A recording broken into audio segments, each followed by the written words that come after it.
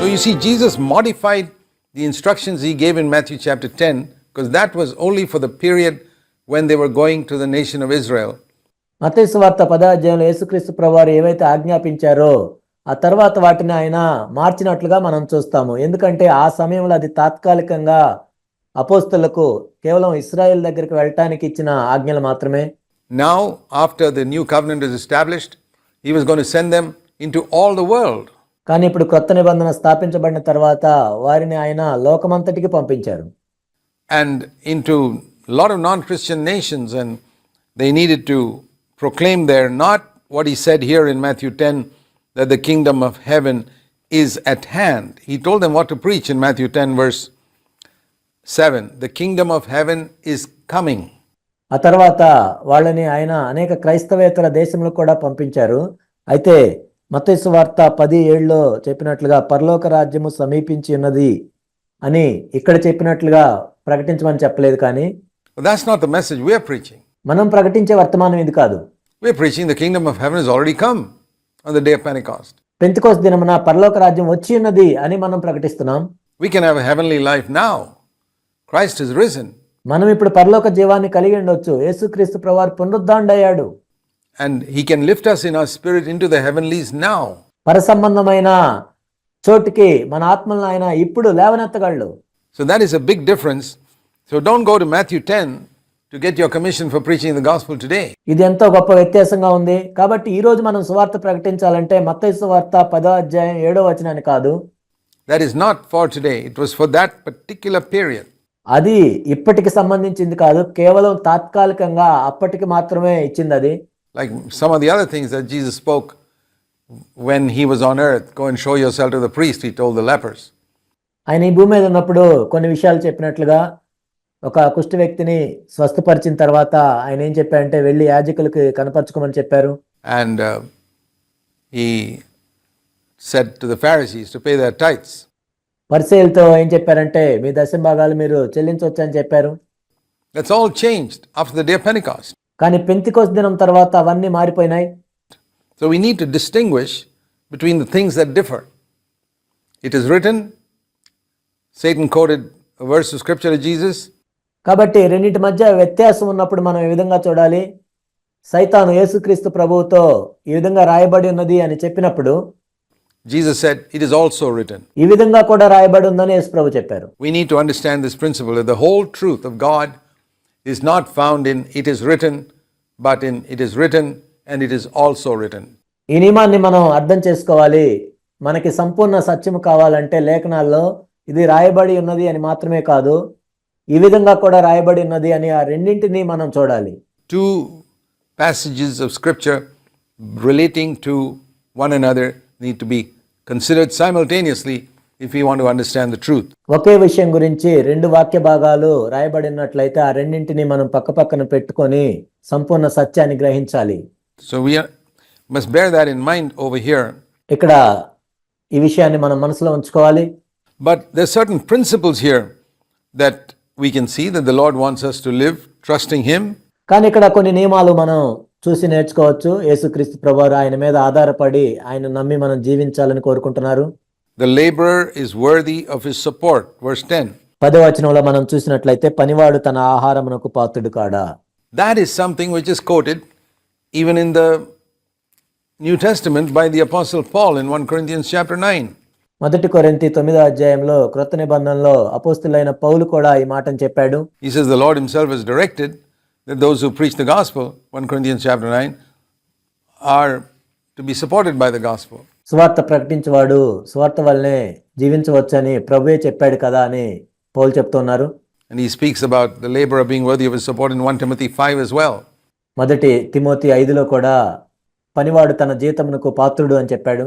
That those who serve the Lord are entitled ప్రభువుని సేవించేవాడు దాని వల్లనే జీవించాలని చెప్పాడు. to be supported. Not that they get a salary as much as they can receive gifts from people who want to support them in their work. That principle remains. అంటే జీతంలాగా ఆ వ్యక్తి పొందాలని కాదు, కానీ ఆయన ప్రభువుని సేవిస్తున్న కారణాన్ని బట్టి ఎవరైనా బహుమానంగా ఏమన్నా ఇస్తే తీసుకోవచ్చు. ఆ నియమం ఎప్పటికీ ఉంటుంది. So it's always by comparing scripture with scripture ఎల్లప్పుడూ కూడా ఒక లేఖనాన్ని మరొక లేఖన భాగంతో పోల్చి చూసుకోవాలి. that we can understand the whole truth. All that Jesus taught, we must compare Scripture with Scripture. అప్పుడు మాత్రమే మనం సంపూర్ణ సత్యాన్ని అర్థం చేసుకోగలం. యేసుక్రీస్తు ప్రభు బోధించిందంతా కూడా ఒక లేఖనాన్ని మరొక లేఖనంతో పోల్చి చూసుకోవాలి. For example, this principle, Jesus spoke about going to a house where there is peace and they receive you with peace. ఉదాహరణకి మనం ఇక్కడ ఒక నియమాన్ని మనం చూసినట్లయితే, ఏ ఇంట్లో అయితే సమాధానం ఉంటుందో ఆ ఇంట్లోనికి వెళ్ళాలి. If the house is worthy, Matthew chapter 10 verse 13, how do you find out if a house is worthy? మత్తయి సువార్త 10:13లో మనం చూసినట్లయితే, ఆ ఇల్లు యోగ్యమైందైతే, మరి ఒక ఇల్లు యోగ్యమైందా కాదని మనం ఎలా తెలుసుకోవాలి? Again, compare Scripture with Scripture. మరలా ఇక్కడ ఈ లేఖనాన్ని మరొక లేఖనంతో పోల్చి చూసుకోవాలి. In Luke chapter 10, similar instructions. He said, when you go to a house, see verse 6, Luke 10:6, if a man of peace is there. ఇక్కడ లూకాసు వార్త 10వ అధ్యాయం 6వ వచనంలో మనం చూసినట్లయితే ఈ ఆజ్ఞలే ఇక్కడ కూడా ఇవ్వబడ్డాయి. సమాధాన పాత్రుడు అక్కడ ఉండిన ఎడల. If it's a quarrelsome house, don't stay there. ఒకవేళ ఎప్పుడు పోట్లాటలు జరిగే ఇల్లు అయితే అక్కడ ఉండొద్దు. But if there's a man of peace and there's peace in that house, stay there, he said in Luke 10:7, and don't keep moving from house to house. సమాధాన పాత్రుడు అక్కడ ఉన్న ఎడల మీ సమాధానం అతని మీద నిలుచును, లేని ఎడల అది మీకు తిరిగి వచ్చును. 7వ వచనంలో మనం చూసినట్లయితే, ఆ ఇంట్లో ఉండండి, ఇక వేరే ఇళ్లకు వెళ్ళొద్దు అని ప్రభు చెప్పారు. Because you'll hardly find many houses like that. You'll be lucky if you find one in a village. ఎందుకంటే మీకు అనేక ఇళ్ళు అలాంటివి కనపడవు. ఒక్క గ్రామంలో కనీసం ఒక్క ఇల్లు మీరు అలాంటిది కనుగొన్నా కానీ మీరు అదృష్టవంతులే. So that principle remains even today. ఆ నియమం అనేది ఈ రోజుకి కూడా నిలిచి ఉంటుంది. That Christ seeks for houses where there's peace, and the responsibility for that peace is primarily upon the man of the house, the husband, the father.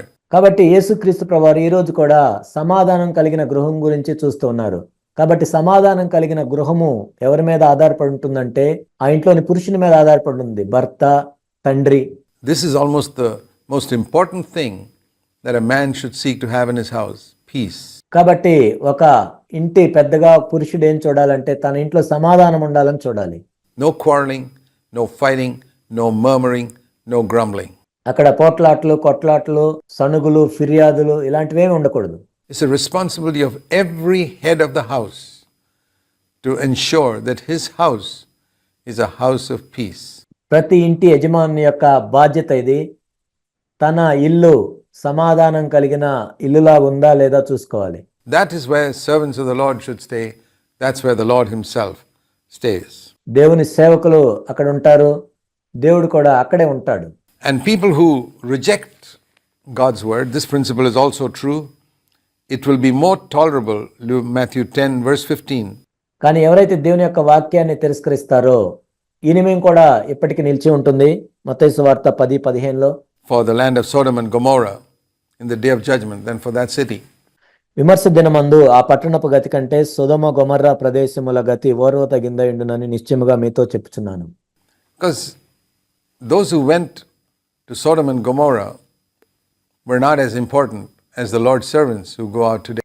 ఎందుకంటే సొదొమ గొమొర్రాకి ఎవరైతే వెళ్ళారో వాళ్ళు ఈరోజు ప్రభు యొక్క సేవకులు ఎక్కడికైతే వెళ్తున్నారో ప్రభు సేవకుల కంటే వాళ్ళు ప్రాముఖ్యమైన వాళ్ళు కాదు. Who went to Sodom and Gomorrah and asked them to repent?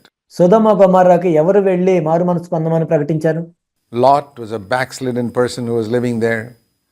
2 angels went there just to rescue. అక్కడ మనం చూసినట్లయితే లోతు అక్కడ ఎంతో దిగజారిపోయిన జీవితం జీవిస్తున్నప్పుడు 2 దేవదూతలు వెళ్ళి రక్షించడానికి వెళ్ళారు. God punished them. But today God sends his servants with the gospel, and if they reject it, it's a very, very serious crime. సొదొమ గొమొర్రా వాళ్ళని దేవుడు శిక్షించాడు. అయితే ఇప్పుడు కూడా దేవుడు తన సేవకుల్ని పంపించి ప్రకటిస్తూ ఉన్నాడు. ఎవరైతే దాన్ని తిరస్కరిస్తారో ఎంతో భయంకరమైన పరిస్థితి ఉంటుంది.